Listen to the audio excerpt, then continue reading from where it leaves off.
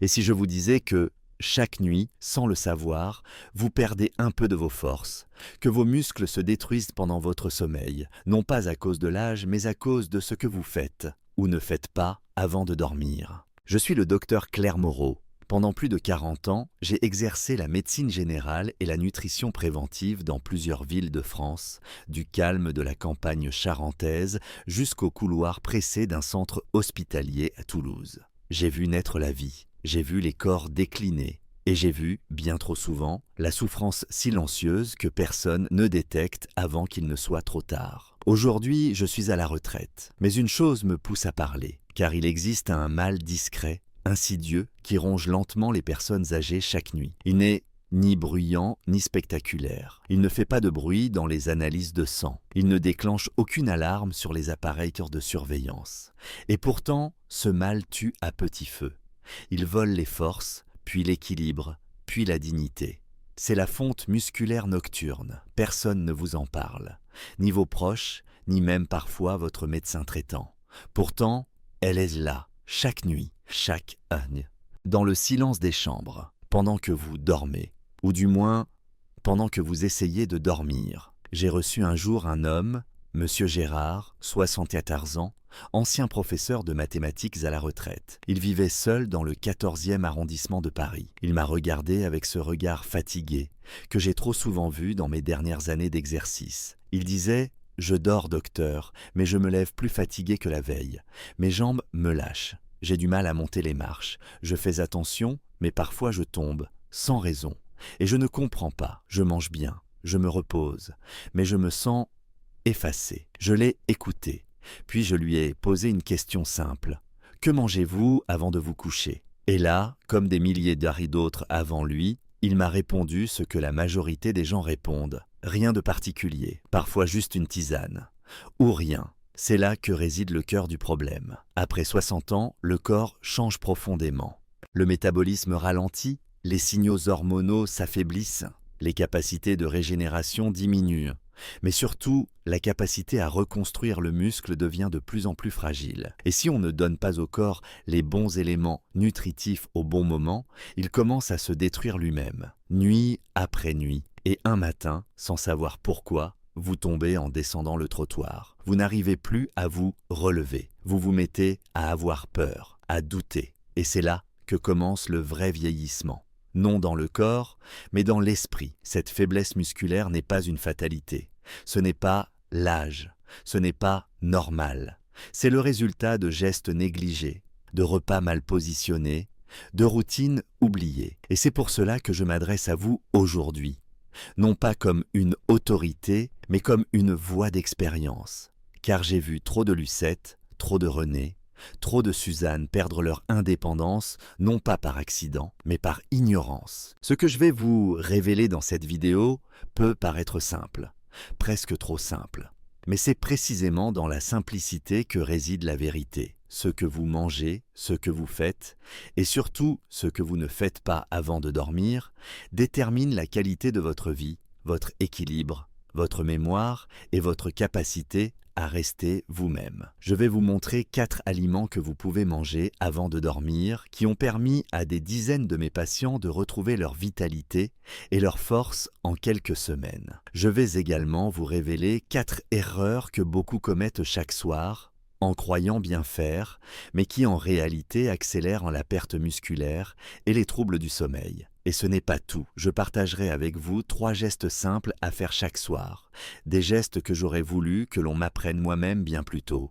Mais surtout, à la fin de cette vidéo, je vous inviterai à réfléchir à 4 habitudes que vous croyez inoffensives. Regarder la télé, sauter le dîner, rester assis toute la journée ou prendre un somnifère, mais qui pourrait bien être la raison cachée de votre perte d'énergie et de votre sommeil instable.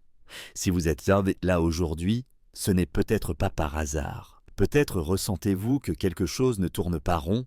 Peut-être vous êtes-vous déjà demandé pourquoi votre corps, si fort autrefois, vous semble désormais étranger. Peut-être que, comme Monsieur Gérard, vous ressentez une fatigue que personne ne semble comprendre. Alors je vous demande une seule chose. Restez avec moi jusqu'au bout. Ce que vous entendrez n'est pas une promesse miracle. C'est un chemin. un apprentissage. Et parfois, ce sont les choses les plus discrètes, les plus oubliées, qui changent une vie. Et si vous souhaitez que je continue à partager ces conseils de terrain, acquis au fil de 4 décennies auprès de mes patients, je vous invite à vous abonner à cette chaîne. Cela me donne la force de continuer, car tant qu'il reste des oreilles attentives, ma voix ne s'éteindra pas. Et maintenant, permettez-moi de vous poser une question. Elle est simple, mais votre réponse pourrait bien en dire long sur votre santé actuelle. Question. Que choisissez-vous de faire avant de vous coucher? A. Je grignote quelque chose au hasard, ou je ne mange rien. B. Je donne consciemment à mon corps ce dont il a besoin pour se réparer la nuit. Notez votre réponse en commentaire. A ou B. Je lirai chacun de vos mots, et vous saurez très vite si vous avez choisi le bon chemin.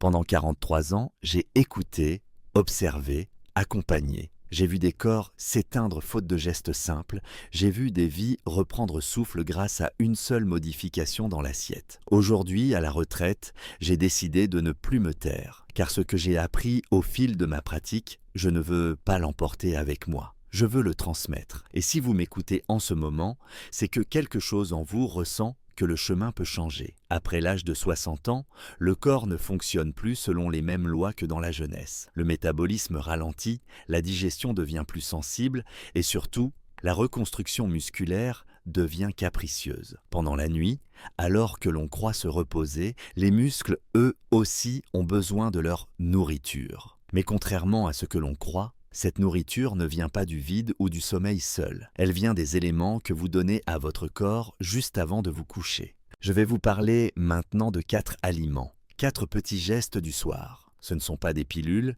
ni des produits exotiques. Ce sont des choses simples, accessibles, presque banales. Et pourtant, elles portent en elles un pouvoir que peu de gens soupçonnent. Le premier que je recommande à mes patients, c'est un verre de lait de soja tiède, non sucré. Pourquoi le soja? Pourquoi pas du lait classique? Parce que le lait de soja contient des protéines végétales pures, douces, parfaitement adaptées aux estomacs fragiles. Et surtout, il apporte du calcium et du magnésium dans des formes que le corps assimile sans forcer. J'ai accompagné une femme, Madame Lucette, 72 ans, ancienne boulangère à Lyon. Elle me disait « Docteur, j'ai l'impression que mon corps se vide pendant la nuit. » Elle dormait, mais chaque matin, ses jambes étaient plus molles, son souffle plus court. En réalité, elle ne se vidait pas, elle ne se reconstruisait pas. Je lui ai suggéré d'essayer. Un seul verre de lait de soja tiède, nature, 30 minutes avant le coucher. 3 semaines plus tard, elle revint, les yeux brillants. Elle marchait plus droit, elle ne se réveillait plus en sueur. Son esprit était plus clair. C'était le même corps, mais nourri autrement. Ne sous-estimez jamais ce qu'un liquide chaud et bien choisi peut faire dans le silence de la nuit. Le second aliment que je conseille, humble mais puissant, c'est l'œuf dur. Oui, ce simple œuf de nos campagnes que l'on considère souvent comme banal. Et pourtant, un œuf dur, bien cuit, mangé environ 1 heure avant d'aller se coucher, peut être une véritable potion musculaire. Il contient les acides aminés essentiels, notamment la leucine qui déclenche la synthèse musculaire pendant les phases de sommeil profond. Ce n'est pas un miracle. C'est de la biochimie pure et simple. Je me souviens de Monsieur Roland, 68 ans, ancien facteur à Bordeaux. Il m'a confié qu'il n'osait plus porter son petit-fils, par peur de lâcher prise. Il disait « Je ne suis pas malade, docteur, je suis juste vidé ». Et moi, je savais qu'un corps vidé est souvent un corps affamé de protéines au mauvais moment. Je ne lui ai rien prescrit. Pas de traitement lourd, juste un conseil, manger un œuf dur chaque soir. 15 jours plus tard, il avait repris confiance. Il tenait son petit-fils, non pas comme un héros, mais comme un homme revenu à lui-même. Le troisième aliment est moins connu du grand public. Les amandes trempées dans l'eau, non grillées, non salées, non sucrées, juste trempées dans un bol d'eau chaude pendant 6 à 8 heures, puis épluchées. Ce petit geste transforme l'amande en un véritable concentré de repos musculaire et nerveux. Pourquoi ? Parce que les amandes contiennent du magnésium, du tryptophane et des oméga 3. Ces 3 éléments agissent sur les nerfs, sur le cœur et sur le tissu musculaire en réparation. J'ai proposé cela à Monsieur Étienne, 76 ans, ancien menuisier à Rennes qui souffrait de réveils nocturnes brutaux, jambes tendues, mâchoire crispée. Il ne dormait plus vraiment. Il endurait la nuit. À partir du moment où il a pris l'habitude de manger 5 amandes trempées juste avant le coucher, son sommeil s'est transformé. Il me disait « Je dors comme il y a 20 ans ». Et le matin, mes jambes sont vivantes. Ce n'est pas de la magie, c'est de la cohérence biologique. Enfin, le 4e aliment que vous avez sûrement dans votre cuisine, c'est la banane mûre. Pas trop verte, pas trop molle. Une banane de fin de journée. Ce fruit-là est une source remarquable de potassium, de magnésium et surtout de tryptophane, ce précurseur de la sérotonine et de la mélatonine. En termes simples, la banane aide à détendre les muscles, à calmer le rythme cardiaque et à entrer dans un sommeil profond, réparateur. Je me souviens de Madame Colette, 70 ans, vivant seule à Clermont-Ferrand. Ah, elle m'avait dit qu'elle faisait des cauchemars, qu'elle se réveillait avec des palpitations, les jambes engourdies. Je lui ai demandé « Mangez-vous quelque chose le soir ?» Elle a répondu « Non, j'ai peur de grossir ». Je lui ai expliqué que le vrai risque n'était pas dans les calories, mais dans la privation musculaire nocturne. Une semaine après avoir ajouté une banane à son rituel, elle me téléphona.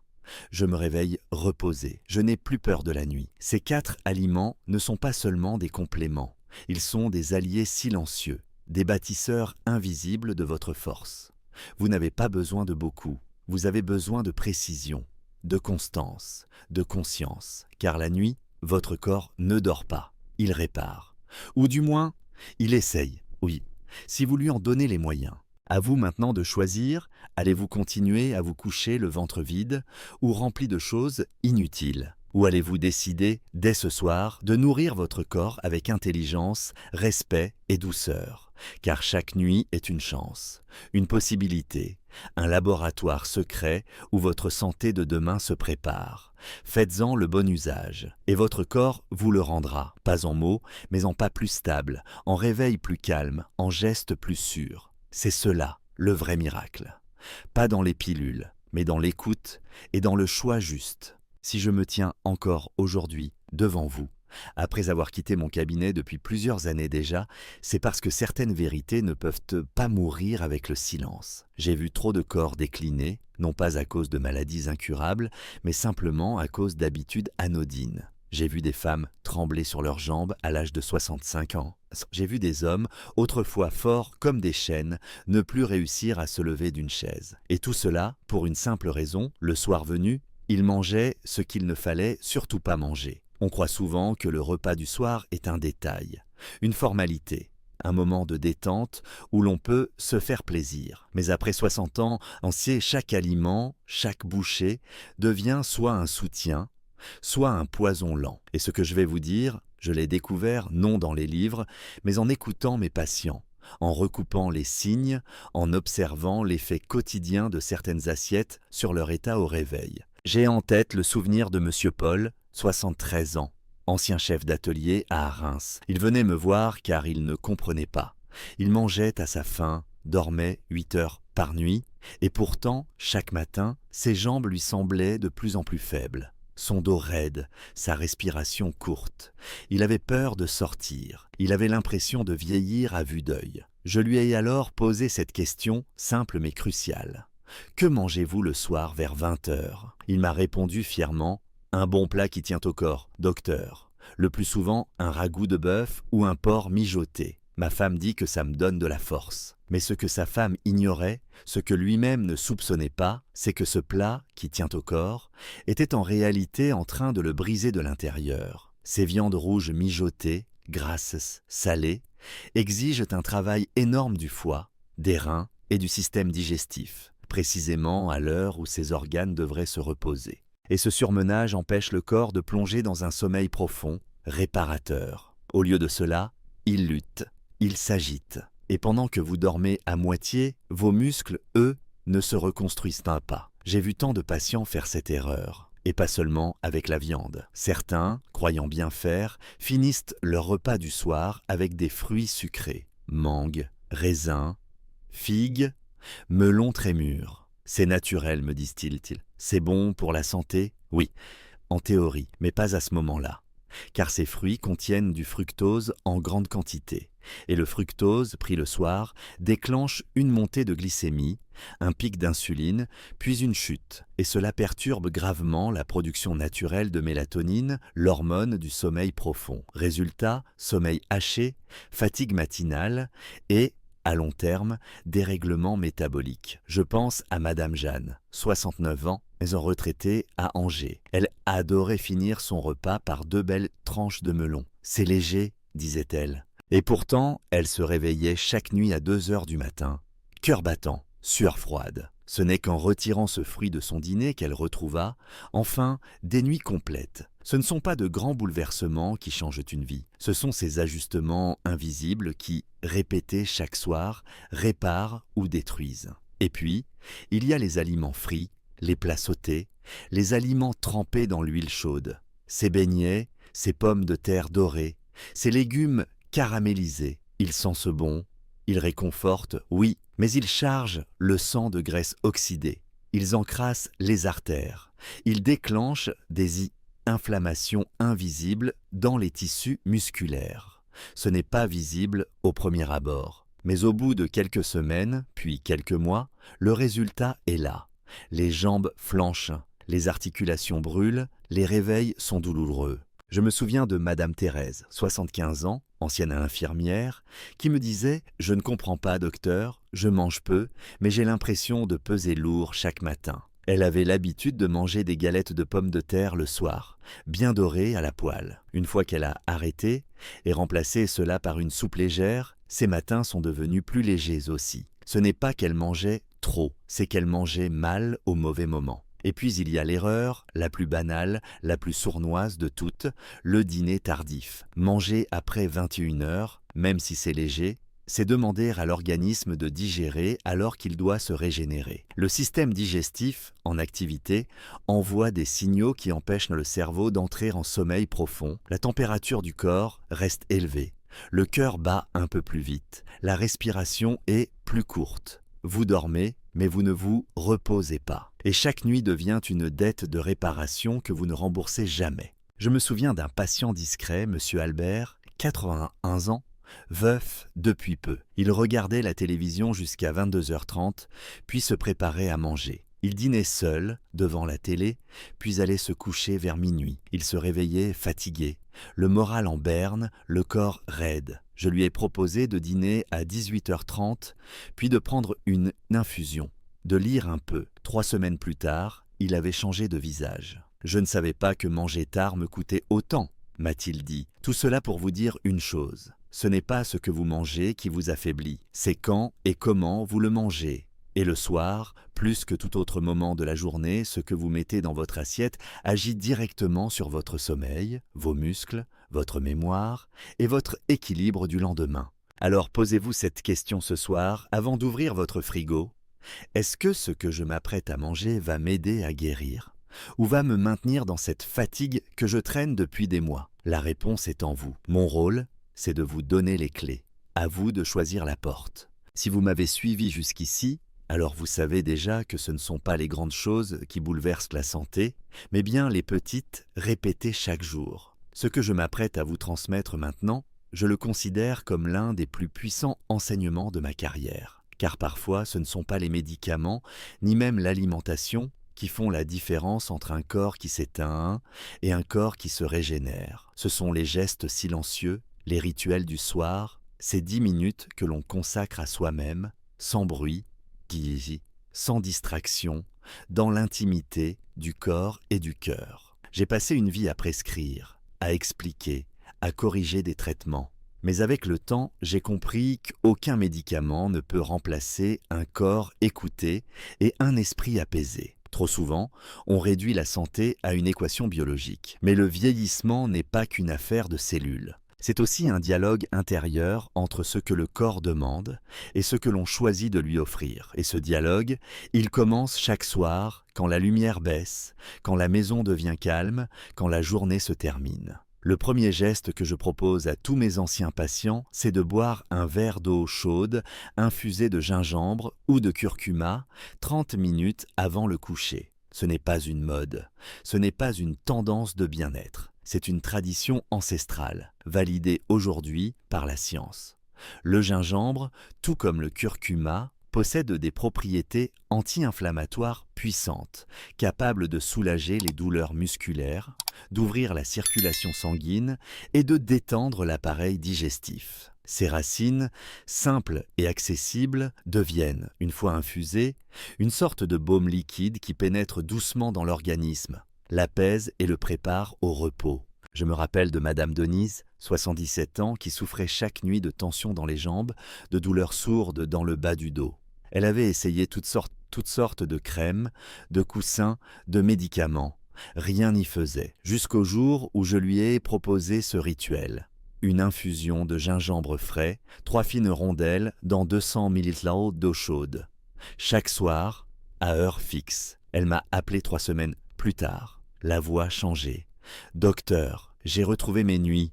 Je ne savais pas que le silence pouvait revenir comme ça. » Le deuxième geste, tout aussi puissant, est le massage doux des jambes, du genou jusqu'à la plante des pieds. Vous n'avez pas besoin d'être formé, vous avez seulement besoin de vos mains et d'un peu d'attention. Il s'agit de toucher là où le sang ralentit, là où la fatigue s'accumule, là où l'on oublie souvent d'envoyer de la chaleur et de la présence. Ce massage, je l'ai vu changer des vies, pas en un jour, mais chaque soir, comme un fil invisible qui reconstruit la confiance dans ses propres jambes. J'ai connu un homme, Monsieur André, ancien ouvrier du bâtiment, 80 ans, veuf depuis 10 ans. Il n'osait plus sortir de chez lui par peur de tomber. Ses jambes lui semblaient étrangères, faibles, incertaines. Je lui ai proposé une chose. Chaque soir, avant d'aller au lit, masser lentement ses mollets avec une huile neutre, respirer, sentir ses muscles sous ses doigts. Il m'a regardé d'un air sceptique. Et pourtant, 1 mois plus tard, il revenait, les yeux remplis de larmes. Je les sens à nouveau, docteur. Mes jambes, je les sens vivantes. Ce massage permet bien plus que de soulager des crampes. Il stimule la circulation périphérique, libère les tensions nerveuses,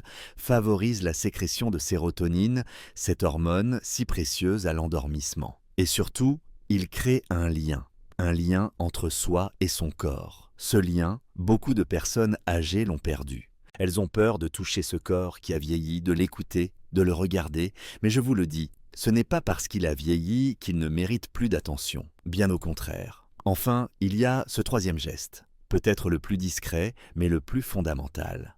Prendre 10 minutes pour méditer ou simplement écouter une musique douce, les yeux fermés. Ce moment de silence, je le conseille non pas pour faire comme les jeunes, mais parce qu'après 60 ans, le cerveau a besoin plus que jamais d'être libéré de l'agitation.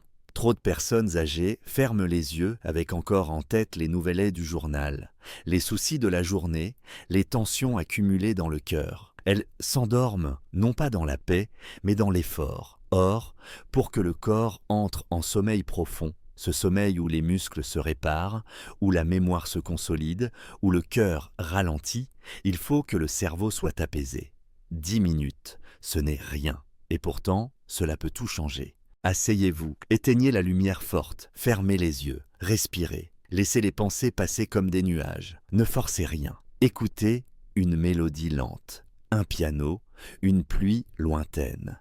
Et laissez votre corps vous remercier. Je pense à Madame Élise, 82 ans, veuve, insomniaque chronique. Elle me disait « Je ferme les yeux, mais mon cerveau continue à courir ». Je lui ai offert une petite clé USB avec de la musique de harpe et des sons naturels.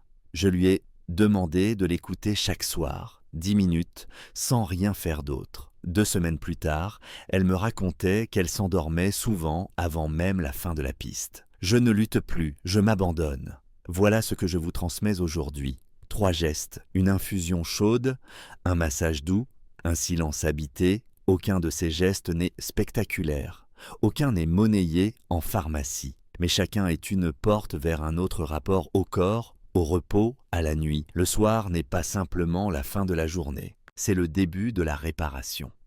Et selon ce que vous y mettez, agitation ou douceur, oubli ou attention, votre corps décidera de ce qu'il peut reconstruire ou non. Alors ce soir, offrez-vous ces 10 ou 15 minutes. Ce n'est pas une perte de temps. C'est un investissement en vous, en votre force, en votre paix, car vous le méritez. Plus les années passent, plus je me rends compte que ce ne sont pas les grandes maladies qui affaiblissent le plus mes patients âgés. Non, ce sont plutôt ces habitudes invisibles, ces gestes quotidiens auxquels personne ne prête attention, mais qui, jour après jour, nuit après nuit, rongent lentement le corps, l'esprit et l'autonomie. On me demande souvent, docteur, pourquoi je perds mes forces alors que je fais attention? Et ma réponse, presque toujours, commence par cette phrase simple. Regardons ce que vous faites chaque soir, sans même y penser. Car il y a des ennemis silencieux dans nos habitudes nocturnes. 4 d'entre eux, en particulier, se dissimulent dans la routine de beaucoup de personnes âgées. Des gestes anodins, des choix banals, mais qui, accumulés, mènent à la fonte musculaire, à la fatigue chronique et parfois à l'accident irréversible. Le premier de ces ennemis, c'est l'usage du téléphone ou de la télévision juste avant de dormir. J'en ai vu tant, des patients, allongés sur leur lit, l'écran du portable brillant dans l'obscurité, les yeux fatigués, mais captivés par une vidéo, une série, un fil d'actualité. Ils me disent « Cela me détend, je m'endors avec ». Et pourtant, cette lumière bleue, imperceptible à l'œil nu, est en réalité une onde qui perturbe profondément la production de mélatonine, l'hormone du sommeil profond. Elle maintient le cerveau dans un état d'alerte artificielle alors même que le corps réclame le silence. Pire encore, lorsque le contenu visionné génère de l'émotion, peur, colère, excitation, le système nerveux sympathique s'active et au lieu de glisser dans le sommeil réparateur, le corps reste en tension.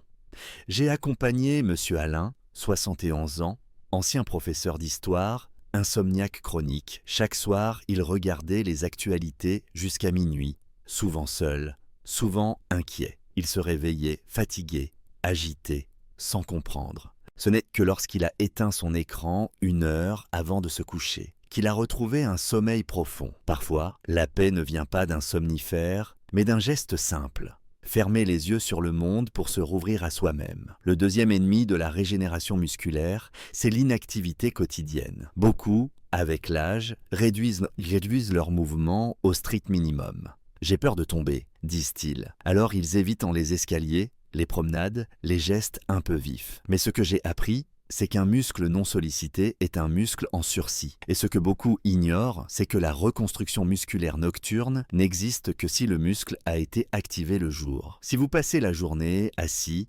immobile, vos muscles n'envoient aucun signal de réparation. Le cerveau n'a aucune raison de déclencher ce processus pendant le sommeil. Le résultat, c'est une fonte lente, invisible, mais bien réelle. Je pense à Madame Solange, 74 ans, qui passait ses journées dans son fauteuil, à lire ou à regarder par la fenêtre. Elle mangeait bien, dormait bien en apparence, mais perdait du poids, de l'équilibre et de l'assurance. Je lui ai proposé de marcher 5 minutes le matin, 5 minutes l'après-midi, de faire quelques étirements simples. 3 semaines plus tard, elle sentait déjà que son corps lui répondait à nouveau. Ce n'est pas la durée qui compte. C'est le message qu'on envoie à son propre corps. Je suis vivant, je veux rester debout. Le troisième piège, plus insidieux encore, c'est l'usage régulier, parfois quotidien, des somnifères. Bien sûr, je comprends le rappel. Quand les nuits deviennent longues, les pensées agitées, le sommeil fuyant, on cherche un raccourci, une pilule, un cachet, une promesse de repos immédiat. Mais ce que l'on obtient, ce n'est pas un sommeil réparateur, c'est une forme d'anesthésie. Le cerveau est ralenti, certes, mais il n'entre pas dans les phases profondes où les muscles se régénèrent, où la mémoire se restaure, où les tissus se réparent. Pire encore, certains somnifères altèrent les fonctions motrices. Ils affaiblissent les réflexes, ralentissent la coordination. J'ai vu des patients tomber la nuit en allant aux toilettes, confus, désorientés, incapables de se rattraper. J'ai vu des visages effacés, des mots oubliés, des gestes hésitants, tout cela, parfois, à cause d'un comprimé pris trop longtemps, sans suivi médical. Il ne s'agit pas ici de condamner leur usage ponctuel, mais de rappeler qu'ils ne sont pas la solution à long terme. Le sommeil naturel, même imparfait, vaut toujours mieux que le sommeil chimique qui éloigne de soi. Enfin, le quatrième comportement, celui que je redoute le plus, c'est l'habitude de sauter le dîner ou de manger trop peu le soir. Par peur de grossir, par fatigue, par désintérêt, Beaucoup de personnes âgées se couchent le ventre presque vide. Mais ce qu'elles ignorent, c'est que pendant la nuit, le corps a besoin d'énergie pour réparer, pour reconstruire, pour maintenir la masse musculaire. Et s'il ne reçoit rien, il puise dans ses propres réserves. Il dégrade ses muscles, il se consomme lui-même. Je me souviens de Monsieur Jean, 78 ans, maigre, affaibli, qui ne comprenait pas pourquoi il maigrissait alors qu'il mangeait sain. Il se contentait d'une soupe claire et d'une compote le soir. Je lui ai expliqué que c'était insuffisant, que son corps avait besoin de protéines, de bonnes graisses, de minéraux. Nous avons réintroduit un œuf dur, une poignée d'amandes, une soupe aux légumes avec un filet d'huile d'olive. Rien d'extraordinaire. Mais en quelques semaines, sa vitalité est revenue. Ces 4 habitudes sont si fréquentes que beaucoup ne les questionnent plus. Et pourtant, elles peuvent faire la différence entre un corps qui décline et un corps qui se maintient. Il ne s'agit pas de changer tout en un jour. Il s'agit de regarder en face ce que l'on fait chaque soir, par habitude, par fatigue, par oubli, et de choisir doucement de faire mieux. Je suis médecin, mais ce que je vous offre ici, ce ne sont pas des ordonnances. Ce sont des repères, des vérités simples, acquises au fil des années, dans l'écoute attentive des corps qui parlent sans bruit. Et si vous ne deviez retenir qu'une seule chose, c'est celle-ci. La vieillesse n'est pas une fatalité, mais elle demande une vigilance nouvelle, une attention douce, un engagement quotidien. Vous êtes encore maître de vos nuits, et vos nuits, elles, peuvent encore protéger vos jours. Il y a des vérités qui ne crient pas. Elles murmurent, elles se glissent dans le quotidien, dans nos silences, dans nos habitudes. Et c'est souvent quand il est presque trop tard que l'on réalise que ces petites choses faisaient toute la différence. Après plus de 40 années à soigner, à écouter, à accompagner des hommes et des femmes sur le chemin de la vieillesse, je peux vous dire une chose avec certitude. Le corps n'abandonne jamais. C'est nous qui parfois cessons de l'écouter. Ce que nous avons vu ensemble dans ces dernières minutes, ce n'est pas une recette miracle, ni un discours alarmiste. C'est un rappel, un retour à l'essentiel. Car chaque soir, avant de fermer les yeux, vous avez le choix. Le choix de faire de votre nuit un moment de récupération ou un moment de détérioration. Le choix d'ignorer vos besoins ou de les honorer avec respect.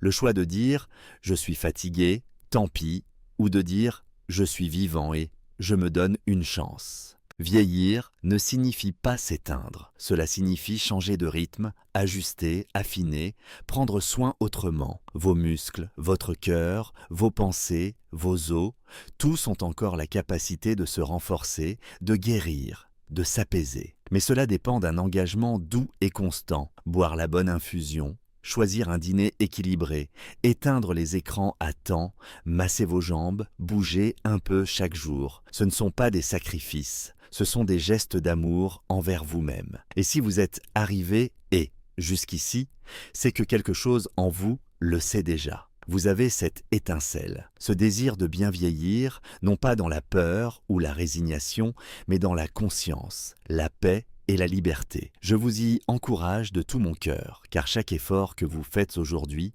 est un cadeau que vous offrez à votre vous de demain. Prenez soin de vos nuits, car ce sont elles qui sculptent vos matins. Prenez soin de votre assiette, car c'est elle qui construit votre corps. Prenez soin de vos pensées, car ce sont elles qui façonnent votre énergie. La vieillesse n'est pas une maladie, c'est une saison.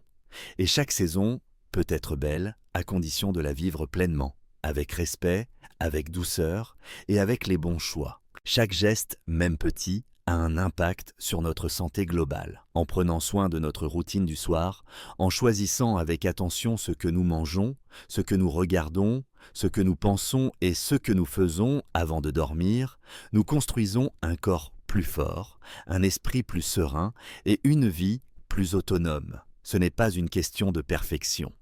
C'est une question de constance et d'intention. Comment l'appliquer? Dès ce soir, choisissez un seul petit changement à faire. Boire une tisane au gingembre, éteindre la télévision plus tôt, faire 3 minutes d'automassage des jambes, manger une banane au lieu d'un aliment transformé.